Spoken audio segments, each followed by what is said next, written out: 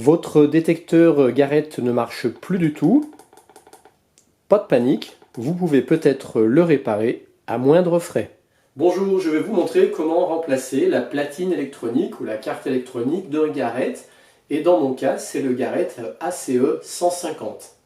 Pour un Garrett, il faut savoir que toute la partie de la cannelette jusqu'au disque peut être totalement immergée, mais le boîtier électronique ne doit surtout pas prendre l'eau.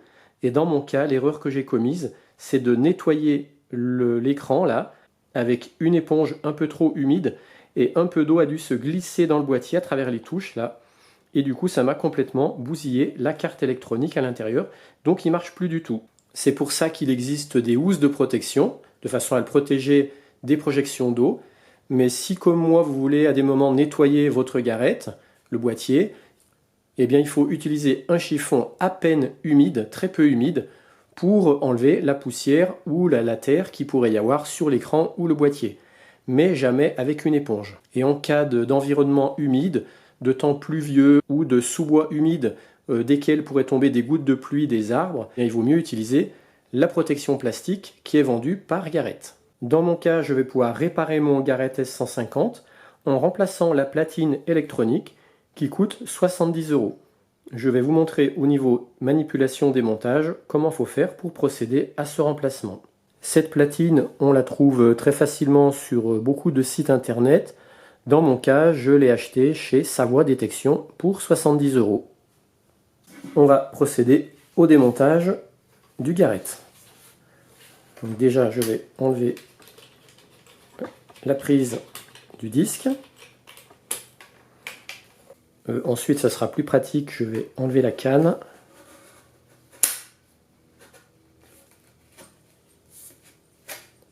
Voilà, comme ça, il me reste plus que le haut de la canne.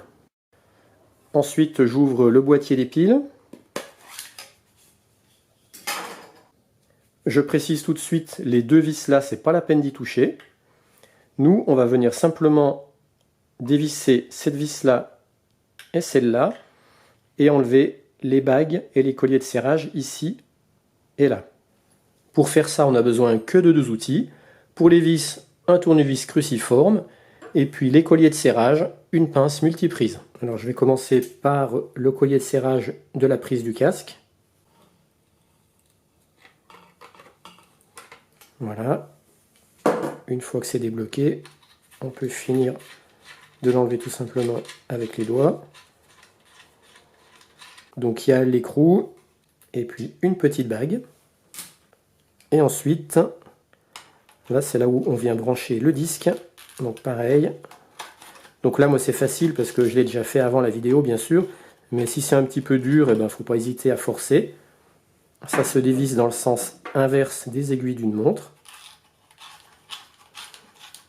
Et de nouveau aussi une petite bague. Donc mettez bien ça de côté pour pouvoir y remettre comme il faut après. Et maintenant, on va dévisser cette vis et cette vis.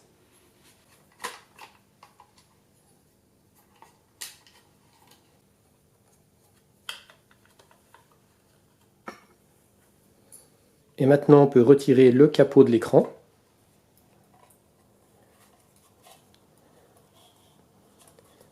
Alors là, moi j'ai une charnière qui est cassée. L'autre, elle est encore en place. Voilà, là j'ai réussi à enlever le capot de l'écran.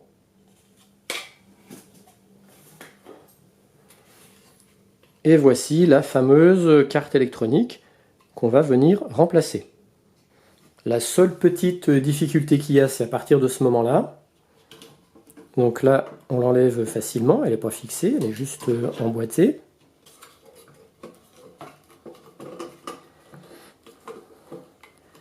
Mais voilà, c'est là qu'il y a une petite difficulté.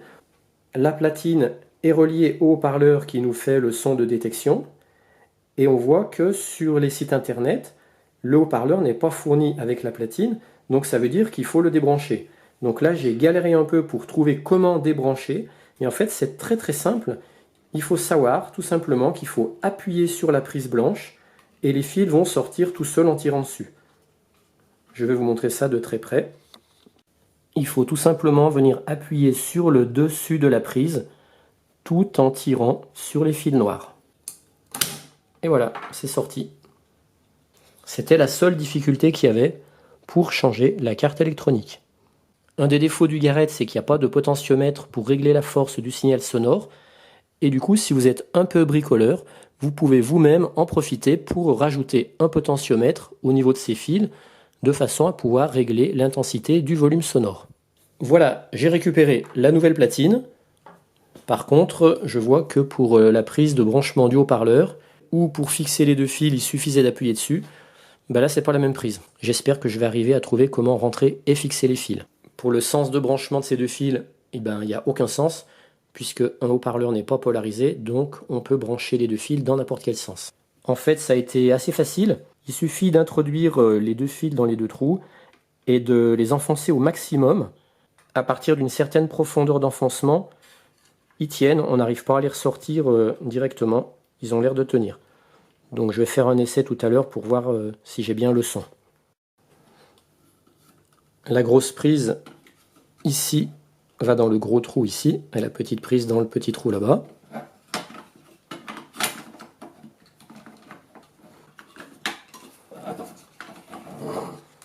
Voilà. Maintenant, je vais venir revisser les deux bagues de serrage avec les colliers. La grosse bague avec le gros écrou.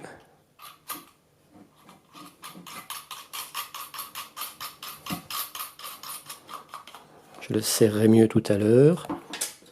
Et puis la petite bague avec le petit écrou.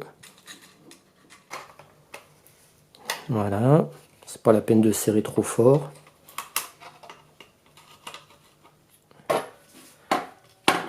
Maintenant, je viens remettre le capot de protection avec ces trois touches en caoutchouc.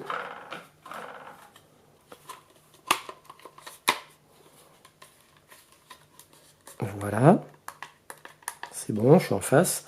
Je vais venir remettre les deux vis ici et là.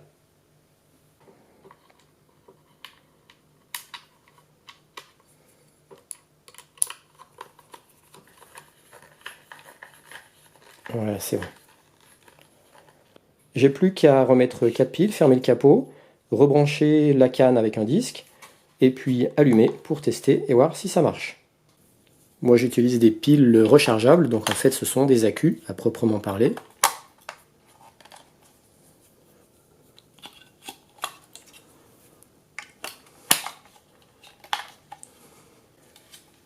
Je referme le capot. Et maintenant je vais brancher la canne avec le disque. J'ai refixé la canne. Et maintenant je viens brancher la prise du disque. Et voilà. Allez, je mets sous tension, power.